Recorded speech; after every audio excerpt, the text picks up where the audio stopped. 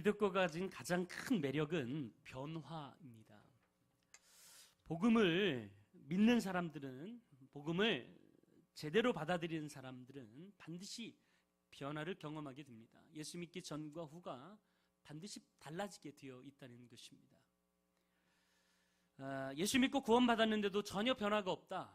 이것은 진짜인지 의심해 봐야 되는 것이죠.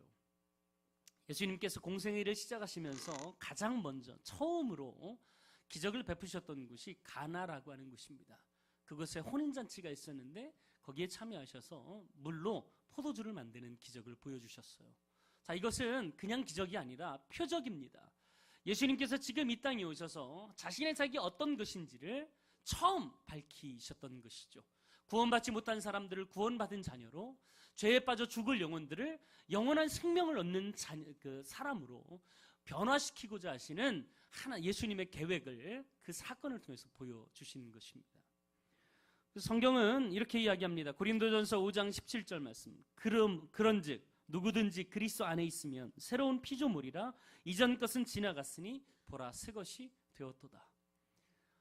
새롭고 변화된 것, 그것이 우리들이고 그 존재를 경험하고 있는 것이 지금 우리가 신앙생활을 하고 있는 모습입니다. 자, 변화라고 하는 것이 이렇게 좋은 것이고 예수 믿으면 반드시 이루어지는 것인데도 불구하고 이 변화를 사실 두려워하는 것이 우리들의 모습입니다. 익숙한 걸 더 좋아하죠. 그 일례가 해외여행을 가는 사람들을 보면 알 수 있습니다. 자, 해외여행할 때 가장 먼저 챙기는 것이 뭘까요? 고추장이에요. 참 미안하죠. 여권도 챙겨야 되고 뭐 다른 것도 챙겨야 되는데 가장 먼저 챙기는 게요, 고추장, 멸치, 심지어는요 포장된 밥까지 싸가지고 가요. 여행하면서 밥 안 주겠어요? 다 주는데도 불구하고 입맛에 맞지 않을까봐 익숙해진 우리의 입맛을 바꾸는 것에 대해서 두려움을 가지고 현지 음식, 외국 가면 그 문화도 좀 체험하고 음식도 좀 체험하고 해야 되는데 그런 거 좀 내려놓고 익숙한 입맛을 원하는 거죠. 그래서 가장 먼저 챙기는 게 고추장하고요, 김, 이런 것들이에요. 이런 모습이 교회에서는 아닐까? 사실 교회에 악기가 들어오는 것 때문에 수많은 갈등이 있었습니다. 우리 교회도 뭐 전자드럼이 있고 신디사이저가 있고 기타가 있고 앰프들이 다 있지만 처음 이것이 본당으로 들어오는 데는요 수많은 갈등을 겪었어요. 어떻게 저런 이 세상적인 음악을 연주하는 악기를 경건한 교회에다 둘 수 있는가? 이런 다툼 때문에 교회에 들어오는 것이 상당히 어려웠던 시절이 있었습니다. 제가 어렸을 때도 그랬거든요. 근데 지금 보세요. 교회마다 드럼 없는 교회가 어디 있어요? 다 있습니다. 변화를 두려워해서는 절대 발전하거나 성장할 수가 없어요. 뿐만 아니죠. 연말이 되면요 가장 어려운 게, 제가 목회를 해보니까 목장 바꾸는 게 가장 어려워요. 익숙한 사람들끼리, 모였던 사람들끼리 그냥 그렇게 하고 싶다는 거죠. 우리 흩틀면 안 된다는 거예요. 심지어는 협박합니다. 협박 아닌 협박을 합니다. 교회 우리 목장 건들면 나 어떻게 할지 모릅니다. 변화를 두려워해요. 사람들은 다 그렇습니다. 새로운 것에 적응하기가 참 쉽지 않은 것이 우리들의 모습입니다. 그런데 신앙생활을 하면서 변화가 없는 것은 어떻게 보면 교회가 존재해야 될 이유를 찾아보기가 어려워요. 적어도 교회가 있다 그러면 교회를 통해서 인생이 변화되고 삶이 변화되고 사회가 변화되는 삶을 경험해야 진정한 교회의 모습인 줄 믿습니다. 저는 우리 교회 때문에 이 지역이 변화되길 간절히 바랍니다. 톨스토이는요 이 러시아 기독교가 무력함을 보고 이런 글을 남겼어요. 기독교인들은 세상의 변화를 위해서 기도한다. 세상의 변화, 인류의 변화를 위해서 기도하고 있는 사람들이 내가 알기에도 적지가 않다. 그러나 정작 자신의 변화를 위해서 기도하고 있는 사람은 많지 않다. 많은 사람들이 이야기합니다. 세상이 바뀌어져야 된다고, 달라져야 된다고, 정치가 개혁돼야 된다고. 예, 맞습니다. 저도 그 의견에 동의합니다. 그런데 그렇게 기도하는 것보다 더 중요한 것은 내가 먼저 변화돼야 돼요. 세상의 변화의 시작은 바로 나부터 시작되는 거예요. 나로부터 시작되는 거예요. 내가 변화되지 않고 우리 교회가 변화될 수 있습니까? 내가 변화되지 않고 가정이 변화될 수 있습니까? 사람들이 다 나는 바뀌지 않고 다른 사람들이 다 바뀌길 원합니다. 누구 때문에 그렇다고, 이 사람 때문에 그렇다고. 근데 정말 중요한 것은 내가 먼저 변화되어야 진정한 변화가 이루어질 수 있는 것입니다. 자, 이 변화를 위해서 주어진 성경이 오늘 본문입니다. 자, 예수님이 베드로와 야고보와 요한을 데리고 변화산이라고 하는 곳에 올라가셨습니다. 자, 이곳에서 예수님은 그들에게 영광스러운 변화를 보여주셨어요. 자, 예수님이 왜 변화하셨을까요? 부족해서 변화하셨을까요? 아닐 거예요. 물론 인간의 몸을 입고 이 땅에 오셨지만 그분은 이미 하나님이셨어요. 그런데도 불구하고 인간의 몸 안에 하나님의 영광을 다 제한하고 사셨어요. 자, 그것을 일순간에 보여주시는 곳이 바로 변화산 산상이었어요. 예수님께서 감추어졌던 변화를 오픈하는 순간 광채가 나기 시작했고 입고 있던 옷마저 얼마나 휘어졌는지 세상에서는 그런 옷을 발견할 수 없을 정도로 그렇게 빛이 났다 그랬어요. 자, 왜 이 타이밍에 예수님이 자신의 영광을 오픈하셨을까? 자, 이 변화된 모습을 보면서 제자들은 점차 변화되기 시작합니다. 자, 우리가 변화되기 위해서는요, 가장 먼저 해야 될 것이 하나님의 영광을 바라보는 것이어야 됩니다. 내가 내 스스로 변화될 수가 없어요. 하나님이 오셔서 주님의 영광을 우리에게 보여주시면 그 모습을 본 우리가 점차 변화를 경험하는 것이죠. 내가 변화돼야지. 내가 올해에는 새해가 되어서는 이렇게 살아야지. 아무리 다짐하지만 그 결심이 며칠밖에 못 가는 거예요? 3일밖에 못 가는 거예요. 3일밖에. 내 작정, 내 다짐 이거 가지고는요 진정한 변화를 경험할 수가 없어요. 그런데 오늘 성경 보면 예수님의 변화를 경험한 제자들은 이 변화 때문에 자신들도 변화되기 시작했다는 거예요. 자, 왜 예수님은 그러면 하필이면 이때 이런 변화를 제자들에게 경험하게 하셨을까? 자, 오늘 2절 말씀은 이런 단어로 시작합니다. 엿새 후에 이렇게 시작해요. 엿새 후에. 자, 6일 전에 무슨 일이 있었는데 6일 이후에 이런 변화를 예수님이 행하고 계셨을까? 자, 엿새 전에는요 예수님께서 제자들에게 질문을 던지셨죠. 너희는 나를 누구라고 하느냐? 그때 베드로가 정답을 이야기합니다. 예, 주님은 그리스도이십니다. 자, 이 이야기를 듣고 예수님은 이제 감추어졌던 비밀을 하나를 풀어내십니다. 내가 죽어서 이 땅의 구세주로 온전하게 구원을 베풀어야 한다. 자, 내가 구세주가 되기 위해서는 십자가라고 하는 사역을 감당해야 된다. 그리고 죽은 지 3일 만에 다시 부활해야 내가 진정한 그리스도 구세주가 될 수 있다라는 사실을 제자들에게 오픈하세요. 그 다음에 예수님께서 제자들에게 하신 말씀이 뭐예요? 너희들은 이 십자가를 지고 나를 따라와야 된다. 자, 우리가 예수 믿는 사람이라면 예수님과 동일한 길을 걸어가야 하고요. 예수님이 가셨던 그 길을 우리도 가야 될 줄 믿습니다. 이게 제자, 예수님을 믿는 사람의 도리입니다. 자, 그런데 왜 하필이면 이 질문을 하고 난 이후에 예수님께서 이 십자가의 사건을 밝히신 이후에 영광스러운 모습, 변화된 모습을 제자들에게 경험케 하셨을까? 사실 제자들은요, 십자가의 길을 가는 데 있어서는 자기의 힘, 자기의 다짐, 자기의 능력 가지고는 이 길을 갈 수가 없었어요. 그래서 예수님의 영광을 보여주셨던 거예요. 이 영광을 바라보았던 사람들은 힘들고 어려운 일도 다 감당할 수 있었어요. 실제로 이 땅에 순교했던 수많은 사람들이 순교 직전에 하늘의 영광을 경험했어요. 성경에 보면 스데반이 가장 첫 번째 순교자로 기록되어 있습니다. 자, 스데반이 순교할 당시의 상황이 어떻습니까?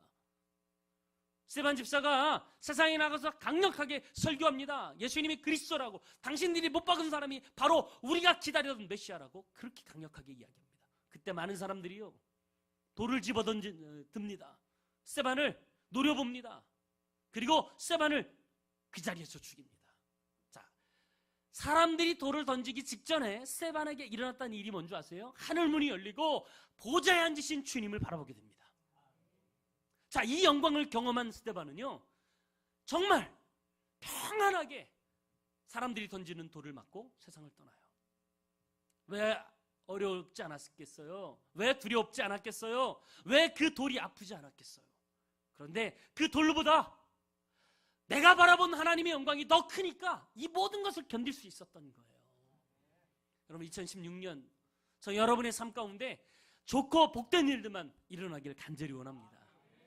그런데 그런 일만 있겠어요? 힘들고 어려운 일도 분명 있을 거예요.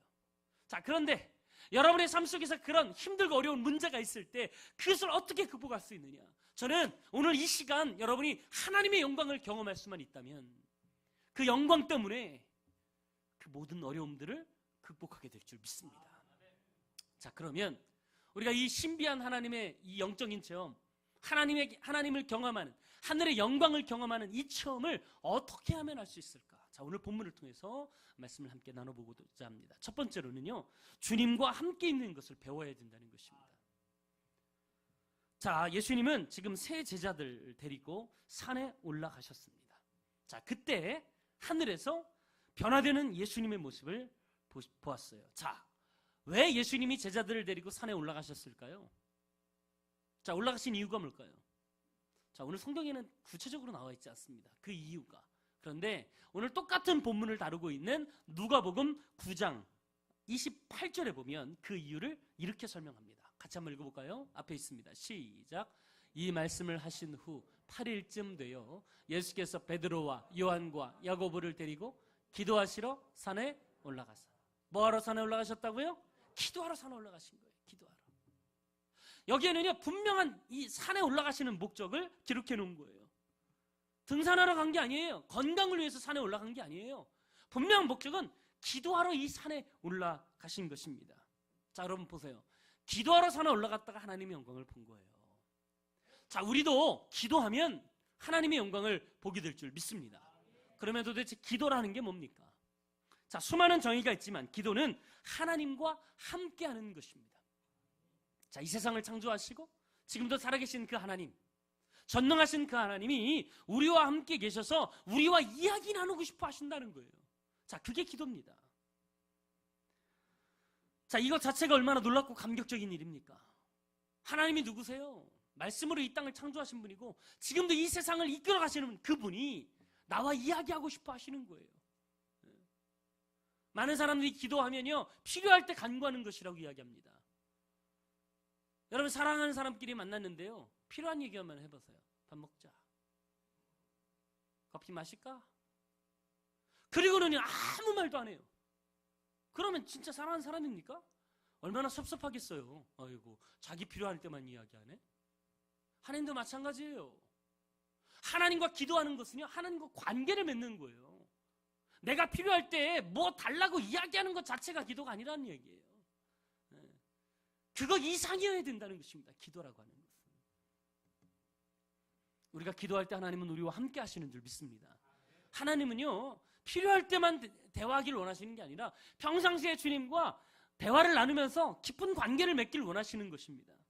이 제임스 휴스턴이라는 사람이 기도라고 하는 책을 썼는데 그 기도라는 책의 부제목이 뭐였냐면 하나님과의 우정이라고 기록해 놨어요. 실제로 그래요. 기도는 하나님과 관계를 맺는 것입니다. 기도할 때 우리와 함께 하시는 그 주님께서 우리와 동행하시고 우리 곁에 오셔서 우리와 늘 함께 하시는 것, 이것이 기도의 또 다른 정의예요. 윌버 체프먼이라고 하는 사람이 있었어요. 그분은 신학교에서 학생들을 가르치는 교수님이었습니다. 이분의 소문이 얼마나 좋게 났는지 대형 전도 집회, 10,000명 이상 모이는 전도 집회에 이분을 강사로 초청했어요. 20-30명 모이는 학생들만 가르치다가 한순간 10,000명 앞에 쓰려니까 얼마나 두렵고 떨리겠습니까? 자, 그때 이 두렵고 떨리는 마음을 진정시키기 위해서 이분이 한 방법이 뭐였냐면 자기 강의 다음에 그 다음 타임이 누구였냐면 하이드라고 하는 기도의 대가인 교수님이, 박사님이 자기 다음 타임을 강의하게 되어 있는데 이분도 지금 이 집회에 참여했다는 이야기를 듣게 돼요. 그래서 진행 측에 이야기를 해서 하이드 목사님에게 내가 기도 좀 받고 싶다고. 근데 마음이 진정이 되지 않으니까 원래 강사도요 앞에 서려면 떨려요. 그래서 기도를 받길 원한다고 요청을 했어요. 그래서 이분이 가가지고 그 하이드 목사님한테 이야기를 했더니 이 목사님이 오셔서 이 체프만 목사님을 위해서 기도하기 시작했어요. 처음에는 이 목사님의 손을 꽉 붙잡고는요 눈을 감았어요. 그러면 기도해 줄 줄 알았는데 1분이 지나도 2분이 지나도 3분이 지나도 아무 말을 하지 않는 거예요. 10분이 지났어요. 근데 10분이 지난 그 다음에 이 하이드 목사님이 딱 한마디 하셨어요. 주님, 우리에게 하나님의 영광을 보여주세요.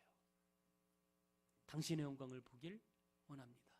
이 한마디를 하셨는데 그 한마디에 이 체프먼 목사님은요, 자기의 방이 따뜻해지는 걸 느껴요. 아, 그리고 내 마음속에 주님이 함께 하시는구나. 이 확신이 담대하게 들면서 그 집회를 아주 은혜스럽게 잘 마칠 수 있었답니다.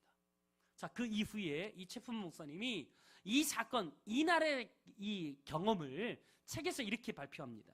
나는 그날 기도를 배웠다. 기도는 하나님의 임재 속에 들어가는 것이다. 그리고 하나님의 영광을 보는 것이다. 여러분, 기도는요, 우리가 기도할 때 주님 우리에게 주님의 영광을 보여주세요. 신비한 영적인 체험을 하게 하세요. 자, 그 체험이 우리의 삶을 더 힘있게 이끌어가도록 놀랍게 우리에게 역사하는 줄 믿습니다. 분명 우리의 삶 가운데 어렵고 힘든 일이 분명 있을 거예요. 그런데 이 어렵고 힘든 일을 주님의 영광을 경험하기만 하면 쉽게 이겨낼 수 있다는 사실을 기억하고 이 영광을 위해서 늘 주님과 함께하는, 기도로 주님과 함께하는 저와 여러분 되길 간절히 바랍니다.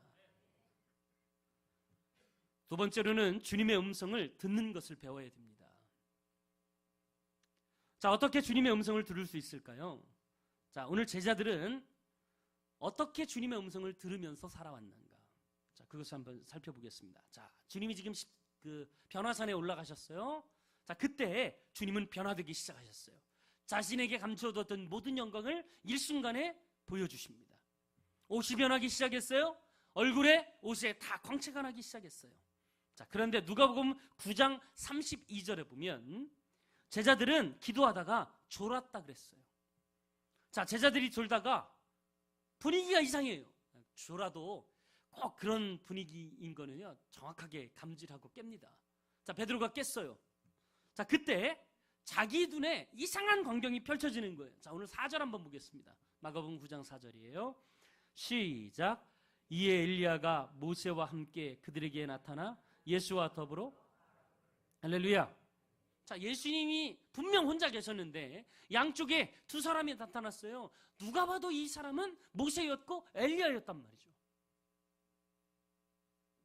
사실 여러분, 모세와 엘리야는 구약시대 사람입니다. 예수님과 함께 실존하는 분이 아니시잖아요. 근데 지금 그곳에 동일하게 있다는 사실은 뭐예요? 신비한 경험이죠. 희한한 경험을 한 거예요. 자, 졸다가 깨서 얼마나 놀랐겠습니까? 그때 베드로가 한 말이 뭔지 아십니까? 자, 5절 말씀이에요. 베드로가 예수께 고하되 라삐여, 우리가 여기 있는 것이 좋사오니 우리가 초막 셋을 질 때 하나는 주를 위하여, 하나는 모세를 위하여, 하나는 엘리야를 위하여 하사이다. 잠꼬대 같은 이야기죠. 눈 뜨고 세 명이 보이니까 그냥 생각나는 대로 한 거예요. 사실 정상적인 베드로의 상태였다면 뭐부터 궁금했을까요? 아니, 모세와 엘리야가 훨씬 더 이전 때의 사람인데 왜 예수님과 함께 있나? 이걸 궁금했을 거 아니겠어요? 그걸 먼저 질문해야죠. 이 비몽사몽한 그런 상황이니까 초막 짓자는 이야기, 그런 걸 하고 있었던 것이죠. 자, 여러분 보세요. 예수님에게 함께 나타났던 이 두 사람 모세와 엘리야가 왜 예수님과 함께 동일하게 나타나셨을까? 다른 사람도 아니고 얼마나 많은 사람들, 많은 위인들이 있습니까? 다윗부터 시작해가지고요, 아브라함부터 시작해서 얼마나 많은 믿음의 사람들이 있는데 그 중에 하필이면 모세와 엘리야가 예수님과 동일하게 나타나셨을까? 그 이유는 뭘까요? 자, 이 두 사람은요, 의미가 있는 거예요. 자, 모세는 율법의 대명사예요. 대표적인 인물이에요. 율법을 직접 받은 사람이에요. 그리고 엘리야는 선지자 중에 대표되는 격이 엘리야입니다. 자, 엘리야를 시작으로, 기점으로 해서 선지 시대, 예언자 시대가 시작됩니다. 그러니까 엘리야는 선지자를 대표하는 사람이에요. 이 두 사람이 예수님과 함께 있는 것이죠. 무슨 얘기냐면 율법의 대표자인 모세를 통해서 율법의 완성이신 예수님을 지금 보고 계신 거고, 선지자의 대표격인 엘리야를 통해서 수많은 선지자들이 예언한 것이 뭐예요? 메시아를 예언했잖아요. 예언했던 메시아가 지금 예수님 앞에 있는, 자기도 눈앞에 있는 거예요. 그런 의미로 지금 예수님 옆에 모세와 엘리야가 서 있었던 것이죠. 다른 말로 이야기하면 모세를 통해 전해진 율법의 완성이신 예수님, 그리고 수많은 예언자들을 통해서 예언되었던 메시아, 바로 그분이 예수님이라는 사실을 지금 보여주고 있는 것이죠. 자, 이 환상, 이 변화된 모습, 이 영광의 모습 가운데 주인공은 다른 사람이 아니라 예수님이었다는 거예요. 예수님이었어요. 이것을 보여주고자 지금 이 두 사람이 나타났던 거죠. 자, 잠시 후에 어떤 일이 일어납니까? 모세, 엘리야 다 사라집니다. 그리고 예수님만이 남게 돼요. 자, 율법의 완성이신 예수님이 태어나면요, 율법은 자연스럽게 사라지게 돼 있는 거예요. 예언되었던 선지자들의 예언이 이제 예수님을 통해서 완성이 되었으면 이제 예언은 사라지게 돼 있는 거죠. 자, 7절 말씀 보세요. 7절. 9장 7절 시작. 마침 구름이 와서 그들을 덮으며 구름 속에서 소리가 나되 이는 내 사랑하는 아들이니 너희는 그의 말을 들으라 하는지라. 자, 모세, 엘리야 다 사라졌어요. 그리고 나서 예수님만 홀로 남았는데 그제야 비로소 말씀이 들리기 시작합니다. 음성이 들리기 시작해요. 너희들은 예수님의 말씀을 들어라. 주님의 말씀을 듣는 것이 정말 중요한 거예요. 여러분, 체험도 중요하지만, 신비한 경험도 중요하지만, 정말 중요한 것은 그 체험을 통해서 우리가 예수님을 만나야 된다는 거예요. 체험 자체가 중요한 게 아니에요. 하늘나라를 갔다 오고 천국을 환상으로 보고 임재에 들어가고 방언을 하고 놀라운 신비한 체험하는 것도 중요하지만, 정말 중요한 건 그 체험이 무엇을 바라봐야 되느냐 하는 거예요. 예수님을 바라봐야 되는 거예요. 여러분, 체험은 일순간이에요. 한 번 경험하면 사라지게 돼 있어요. 우리에게 남는 것은요, 예수님 이해해야 된다는 것입니다. 예수님 이해. 체험이 목적이 되어서는 안 돼요. 예수님께로 가는 수단이 되어야 된다는 것이죠. 자, 그러면 오늘 예수님에게 일어났던 이 신비한 환상, 하나님의 음성을 어떻게 들을 수 있느냐? 여러분, 지금도 하늘에서 음성이 들리면 얼마나 좋겠습니까? 직접 이는 내 사랑하는 아들이다. 그러면 얼마나 우와. 근데 정말 중요한 건요, 하나님의 음성을, 하늘의 음성을 직접 듣는 것보다 더 확실한 방법은 오늘 하나님의 말씀, 이미 주어진 하나님을 통해서, 하나님의 말씀을 통해서 오늘도 우리는 주님의 음성을 들을 수 있다는 거예요. 들을 수 있다는 거예요. 신비한 체험하는 사람들도 분명 있어요. 하나님께서 직접 말씀하시는 분들도 분명 있습니다. 근데 이것보다 훨씬 더 중요한 방법, 확실한 방법은요, 주어진 하나님의 말씀을 통해서 주의 음성을 듣는 거예요. 베드로후서 1장 18절부터 20절까지 보면 이렇게 베드로가 고백합니다. 자, 이때 이 음성을 듣고 아마 나중에 편지를 통해서 이걸 고백하고 있었던 거예요. 이 소리는 우리가 그와 함께 거룩한 산에 있을 때에 하늘로부터 난 것을 들은 것이라. 자, 이 소리가 지금 베드로와 야고보와 요한이 변화돼서 들었던 그 음성이죠. 또 우리에게는 더 확실한 예언이 있어. 자, 그때 하늘에서 직접 들었던 그 음성보다 더 확실한 예언이 있다는 거예요. 자, 더 확실한 예언이 있어. 어두운 데를 비추는 등불과 같으니 날이 새어 샛별이 너희 마음에 떠오르기까지 너희가 이것을 주의하는 것이 옳으니라. 먼저 알 것은 성경의 모든 예언은 사서로이 풀어내는 것이 아니니. 하늘의 음성보다 더 확실하게, 더 많은 사람들이 정확하게 하나님의 음성을 들을 수 있는 방법은 성경이라는 거예요. 여러분, 매일 주님의 말씀을 읽고 들으시길 간절히 바랍니다. 그걸 들으면서요, 오늘도 하나님은 나에게 어떻게 말씀하실까? 나에게 레마의 말씀으로 들려주시는 음성은 무엇일까를 기대하면서 주님의 말씀을 보십시오.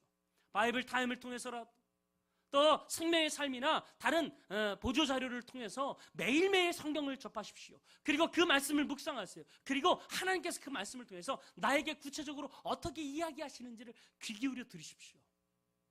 그러면 그 음성을 통해서 우리가 하나님의 영광을, 신비한 놀라운 주님의 능력을 체험하는 축복이 있게 될 줄 믿습니다. 매일매일 말씀을 읽는 삶이 우리에게 가장 필요한 것입니다. 마지막으로 세 번째, 오직 예수님만을 붙들고 산에서 내려와야 된다는 것입니다. 자, 오늘 우리가 읽은 본문은 8절로 끝나지만, 자, 9절에 보면 어떤 이야기가 기록되어 있습니까? 자, 9절 한번 읽어볼까요? 자, 마가복음 9장 9절 말씀 시작. 그들이 산에서 내려올 때에 예수께서 경고하시되 인자가 죽은 자 가운데서 살아날 때까지는 본 것을 아무에게도 이르지 말라 하시니. 자, 오늘 성경에 보면요, 그들이 산에서 내려올 때에 그랬어요. 9절에 보면. 여러분, 산은요 올라갔으면 내려와야 되는 거예요. 산에 살러 올라가는 사람들은 없어요. 자, 산에 올라가는 이유가 뭡니까? 다양하죠. 뭐 건강을 위해서, 뭐 운동을 위해서 많은 사람들이 산을 올라가는데, 올라갔으면요 무언가를 얻어서 내려와야 되는 거예요. 내려와야 되는 거예요. 이게 산을 올라가는 사람들의 목적이에요. 자, 산에서 3명의 제자들은 예수님과 함께 신비한 체험을 했습니다. 하나님의 영광을 경험했습니다. 자, 이 체험의 핵심은 무엇입니까? 예수님입니다. 자, 8절에 보면 아무것도 보이지 않아요. 이 체험은 다 사라진 거예요. 오직 예수님만 홀로 남겨지게 된 거죠. 자, 체험은 일시적이고 사라지지만 하나님, 살아계신 예수님은 영원하게 우리에게 임해야 될 줄 믿습니다. 자, 우리가 신앙생활하면서 많은 체험을 하고 그 체험 자체를 숭배하는 그런 태도를 가지고 있어서는 안 돼요. 그런데 왜 하나님께서는 이들에게 이 체험을 허락해 하셨을까? 중요한 것은요, 이들이 예수님 붙잡고 말씀으로 살아내기를 원하는 거예요. 산에서 머물기보다는 산에서 체험한 이 하나님 때문에, 살아계신 하나님을 체험한 이들이 이제는 내려가서 예수님이 누구인지를 분명히 경험한 이들이 이 예수님이 어떤 분인지를 믿고 살아내기를 원하셨던 거예요. 산에서 경험한 이 체험은요, 다음에 이어질 제자의 삶을 통해서 이루어지길 원하시기 때문에 산에서 체험을 하게 하신 것입니다. 마찬가지예요. 산에 올라가 있기만 하면 안 됩니다. 내려와야 되는 거예요. 자, 우리가 이 예배를 통해서 하나님의 은혜와 하나님의 영광을 체험했다면 여기에 머물러 있어서는 안 돼요. 여러분의 삶의 자리로 내려가야 되는 거예요. 가정으로 가고 직장으로 가고 여러분이 있는 곳에 내려가서 이제 그 말씀을 살아내는 것을 여러분이 해야 되는 거예요. 그래야 하나님의 영광이 여러분의 삶 가운데 임하게 될 줄 믿습니다. 자, 베드로가 어떤 이야기를 합니까? 자, 이 변화산에서 예수님의 영광을 경험하고는요, 초막셋을 지킵시다. 하나는 주님, 하나는 모세, 하나는 엘리야와 함께 여기서 평생 삽시다 라고 이야기했을 때 예수님은 그걸 허락하지 않으셨어요. 내려가라는 거예요. 내려가라는 거예요. 여러분의 삶 가운데 비록 그 삶에 힘들고 어려운 고난이 기다리고 있다 할지라도, 치열한 전투가 여러분의 삶 가운데 있다 할지라도 주님은 여기서 머물질 원치 않으세요. 은혜 받았으면, 살아계신 하나님을 체험했으면 그 체험 가지고, 그 은혜 가지고 세상에 내려가서 싸우라는 거예요. 영적인 전투를 벌이라는 거예요. 그리고 그 가운데에서 놀랍게 주님을 따르는 삶을 살아내라는 거예요. 십자가를 지려면 산에 있어서는 안 돼요. 네? 세상으로 내려가야 돼요. 그곳에서 치열한 전투를 하면서 주님의 복음이 어떤지를 알려줘야 되는 거예요. 사랑하는 여러분, 아무리 힘들고 어려운 일이 우리의 삶을 가로막는다 할지라도 결코 변하지 않는 진리, 분명 하나님 살아계십니다. 살아계셔서 우리에게 하나님의 영광을 보여주실 줄 믿습니다. 이를 위해서 우리는 오늘도 주님의 영광을 예배 가운데 보길 원하는 거예요. 이 영광만 경험할 수 있다면 우리는 모든 시련을 이겨낼 수 있는 줄 믿습니다. 기도의 자리에 나오십시오. 열심히 기도하십시오. 그러면서 주님과 함께하는 법을 배우십시오. 그리고 매일매일 말씀을 통해서 주의 음성을 들으십시오. 그리고 그 말씀 붙잡고 이제 내가 경험한 그 주님 붙잡고 세상에 나가서 치열한 영적인 전투를 행하는 저 여러분 되길 간절히 바랍니다. 그런 사람이 주님의 제자요, 주님을 따르는 사람이 될 줄 믿습니다. 오늘도 주님은 약속하세요. 우리와 함께 하신다고. 절대 여러분 혼자 주님이 보내지 않으세요. 주님과 함께 동행하면서 주님과의 함께하는 삶을 살아내는 저 여러분 되길 간절히 바랍니다. 시간 함께 찬양하길 원합니다. 오 신실하신 주, 우리의 마음을 담아서 고백하면서 찬양하고요, 나와 함께 하시는 그 주님, 이제 내가 주님의 영광을 이 예배 가운데 보길 원합니다. 그리고 이 놀라운 체험, 이 은혜를 가지고 세상의 나아가 주님을 따르는 삶, 십자가의 삶을 살아가길 원한다고 함께 주님께 고백하며 기도하는 귀한 시간 갖길 원합니다. 하나님, 한 번도 나를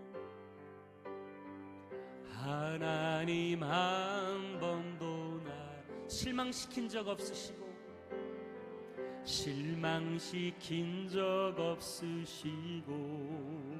언제나 공평과 은혜로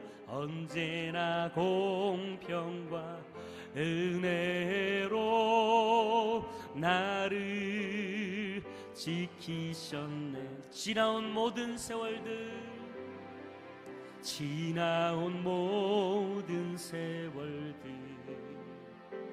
돌아보아도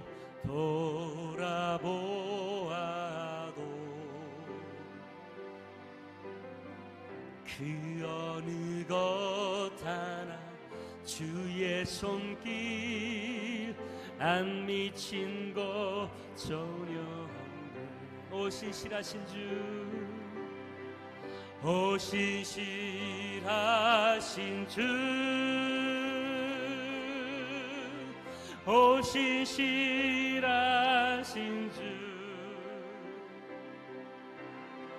내 너를 떠나지도 않으리라.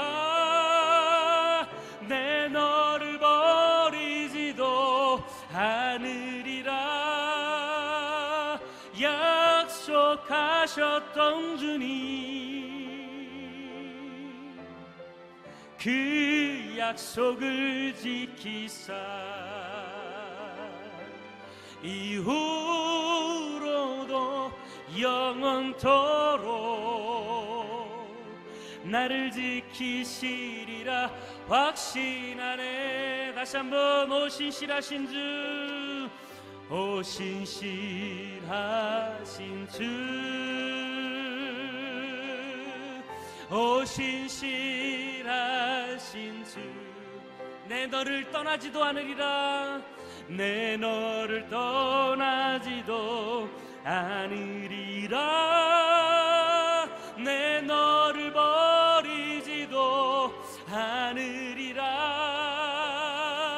약속하셨던 주님,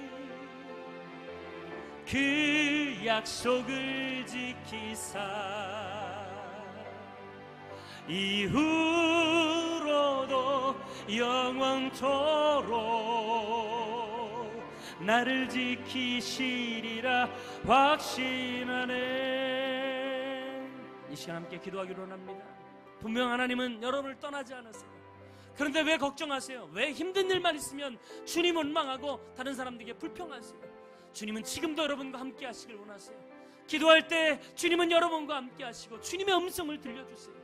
그런데도 우리가 주님 붙잡지 아니하고 세상 바라보고 있다가 넘어질 때가 얼마나 많습니까? 하나님, 내가 온전히 주님 바라보는 믿음의 사람 되게 해달라고 주여 한번 크게 부르짖고 같이 간절히 기도합니다. 주여